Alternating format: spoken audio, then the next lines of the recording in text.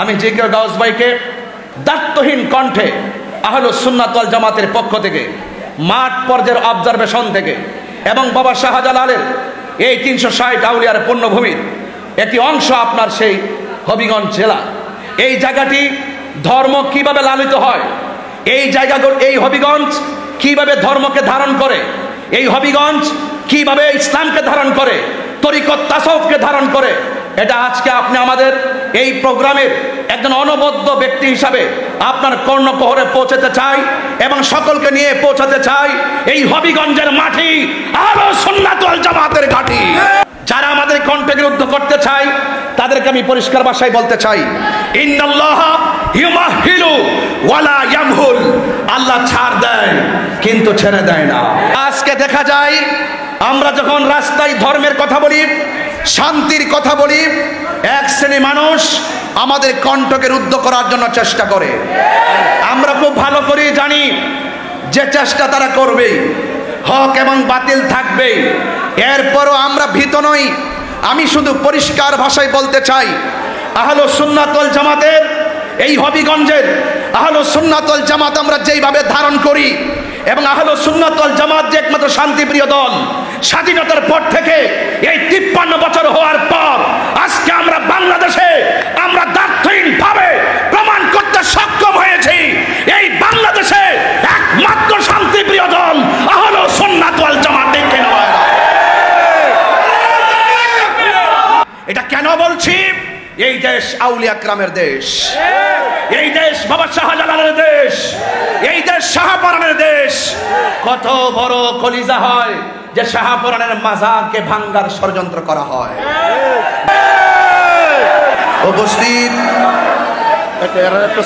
আঞ্জুমানে সালিকিন বাংলাদেশ হবিগঞ্জ জেলা শাখার উদ্যোগে বর্ণাঢ্য অনুষ্ঠানের আজ আজিমুশান জশ্নে জুলুস পবিত্র ঈদে মিলাদুন্নবী সাল্লাল্লাহু আলাইহি সাল্লাম শীর্ষক সেমিনার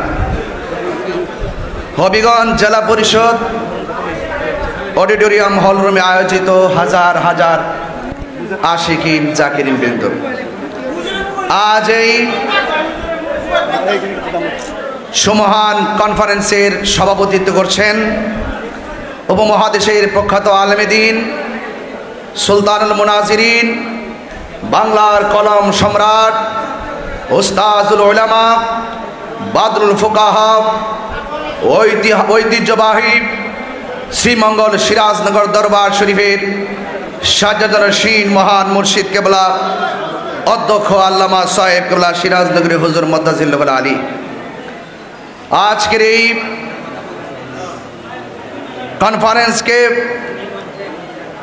সুদূর চট্টগ্রাম থেকে অনেক জার্নি করে উপস্থিত হয়ে আজকের এই প্রোগ্রামটিকে আলোকিত করেছেন।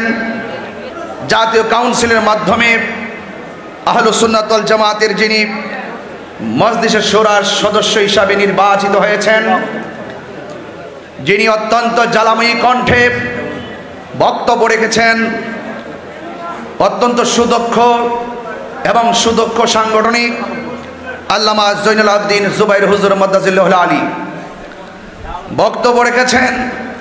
মজলিসে শুরার সদস্য এবং সুদক্ষ রাজনীতিবিদ আল্লামা সৌম আব্দুস সামাদ মদ্দাজিল্লাহুল আলী বক্তব্য রেখেছেন। আমার ভাই আঞ্জুমানে সালিকিন বাংলাদেশের সম্মানিত চেয়ারম্যান আল্লামা মুফতি শেখ শিবির আহমদ সিরাজনগরী মদ্দাজিল্লাহুল আলী বক্তব্য রেখেছেন।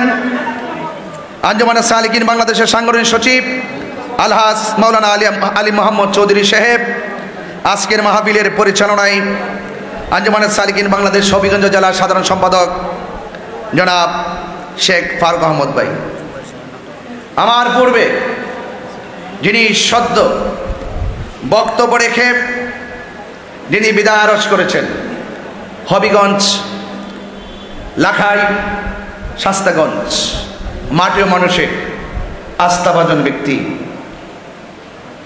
আমার অত্যন্ত শ্রদ্ধেয় জনাব জে কে গাউস ভাই সহ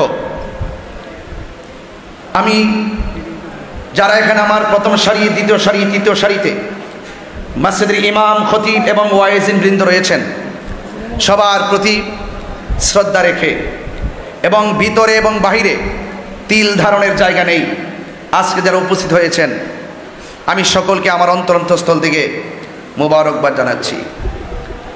আমার ভাইয়েরা, আজকে উলামায়ে কেরাম অত্যন্ত বিচক্ষণতার পরিচয় দিয়েছেন এবং অত্যন্ত জ্ঞান গভীর আলোচনা রেখেছেন। বর্তমান বাংলাদেশের প্রেক্ষাপটে যে কথাগুলো অত্যন্ত সার্বভৌমত্ব সুরক্ষায় গুরুত্বপূর্ণ এবং দেশ এবং দেশের মানুষের কল্যাণে যে কথাগুলো অত্যন্ত গুরুত্বপূর্ণ এবং ধর্মের সুরক্ষায় যে কথাগুলো অত্যন্ত গুরুত্বপূর্ণ, সেই কথাগুলো ওনারা আপনাদের সামনে ব্যক্ত করেছেন। আমি সবার বক্তব্যের সাথে একাত্মতা পোষণ করে আমি শুধু এতটুকু বলতে চাই, আহলুস সুন্নাত ওয়াল জামাত পাড়ায় পাড়ায়, মহল্লায় মহল্লায়, ঘরে ঘরে এই ইসলামকে তারা সুন্দর করে ধারণ করে এই পর্যন্ত এসেছে। যারা আমাদের কণ্ঠকে রুদ্ধ করতে চায়, আমার ভাই ফারুক ভাই তিনি অত্যন্ত সাহসী ব্যক্তি। ফারুক ভাই অত্যন্ত নিবেদিত প্রাণ, যিনি আজকের এই প্রোগ্রামটিকে সুচারুরূপে পরিচালনার জন্য তিনি যে গ্যালারিতে যাদেরকে আজকে আনা হয়েছে, আমি জিকে গাউস ভাইকে পরিষ্কার ভাষায় শুধু এতটুকু বলতে চাই, আজকে যারা এখানে এসেছেন এরা একটি প্রতিষ্ঠান, এরা লক্ষ লক্ষ কোটি কোটি লোকের প্রতিনিধি।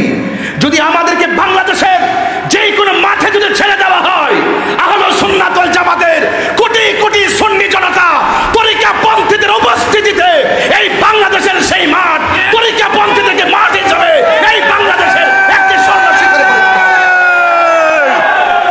বিগত দিনে যারা মাজারকে উড়িয়ে দেওয়ার স্বপ্ন দেখেছিল, এরা কিন্তু হারে হারে টের পেয়েছে।